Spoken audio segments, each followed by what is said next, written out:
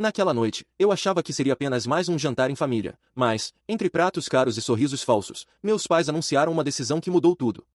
Eles resolveram deixar toda a herança para meus irmãos mimados. A partir daquele instante, percebi que não devia mais nada a ninguém, e cortei tudo o que fazia por eles.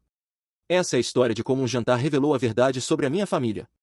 Descobri no jantar da família que não teria direito à herança, então cortei toda a ajuda com eles como vingança. O jantar havia sido planejado com semanas de antecedência. A mesa, impecavelmente arrumada, carregava o peso das tradições familiares, toalha branca recém-passada, talheres alinhados como soldados em prontidão, pratos de porcelana herdados da minha avó e taças que refletiam o brilho suave do lustre pendendo sobre nós. O cheiro da comida invadiu o ambiente, com aromas que se misturavam entre carne assada, temperos e o pão fresco que minha mãe sempre servia como entrada. Sentar naquela mesa sempre me trazia uma sensação estranha, um misto de pertencimento e desconforto. Pertencimento, porque era ali que boa parte da minha vida havia se passado, entre almoços de domingo e reuniões familiares. Desconforto, porque, apesar das risadas e dos rituais, havia uma corrente subterrânea de tensões e favoritismos que eu aprendi a perceber cedo demais. Meus irmãos já estavam sentados, cada um em sua postura característica. Lucas, o mais velho depois de mim, exibia a preguiça disfarçada de charme, com um sorriso fácil e comentários rápidos. Renato, o caçula, tinha aquele ar de eterno coitado, um semblante sempre pronto para despertar compaixão. Meus pais os olhavam com um misto de orgulho e preocupação, como se fossem joias raras que precisassem ser polidas constantemente para não perder o brilho. Eu, sentado à ponta da mesa, observava. Desde que comecei a trabalhar, ainda jovem, fui me tornando a reserva de emergência da família. As dificuldades financeiras deles, curiosamente, nunca recaíam sobre meus irmãos, sempre encontravam um jeito de chegar até mim. Pagamentos de contas atrasadas, empréstimos que nunca eram devolvidos, ajudas pontuais que se tornavam rotineiras.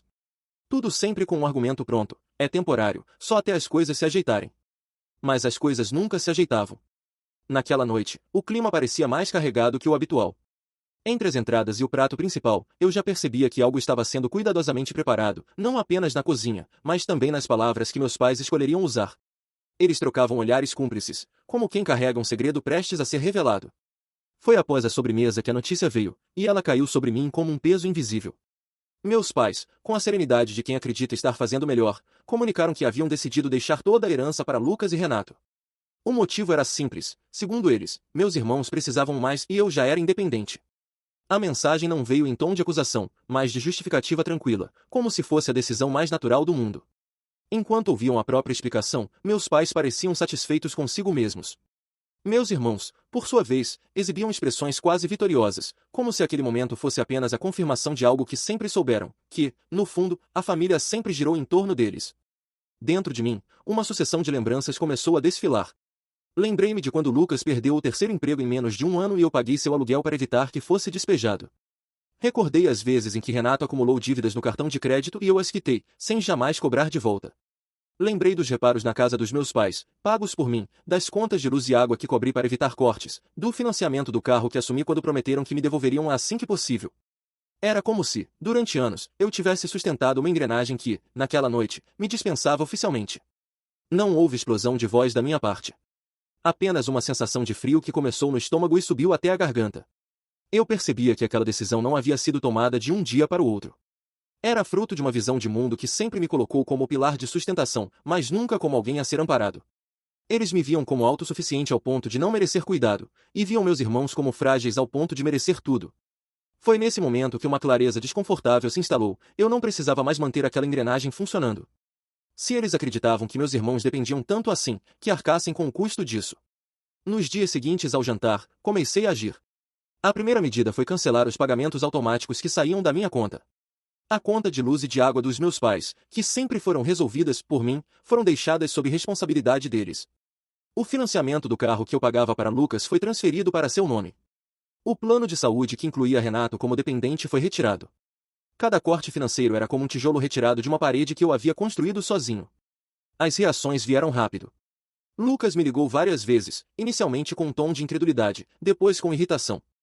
Renato mandava mensagens cheias de drama, insinuando que eu estava abandonando a família. Meus pais tentaram apelar para a ideia de que somos todos um só, mas a frase soava irônica vindo deles, depois da forma como haviam me excluído na partilha futura. À medida que as semanas passavam, percebi que a resistência deles não era apenas financeira, mas emocional. Sempre houve um sistema de dependência mútua entre meus pais e meus irmãos, um ciclo no qual eles se alimentavam das dificuldades uns dos outros para manter a ligação. Eu, sendo o único que havia rompido com essa dependência ao me tornar autossuficiente, sempre fui visto como um recurso externo, não como parte integrante do sistema.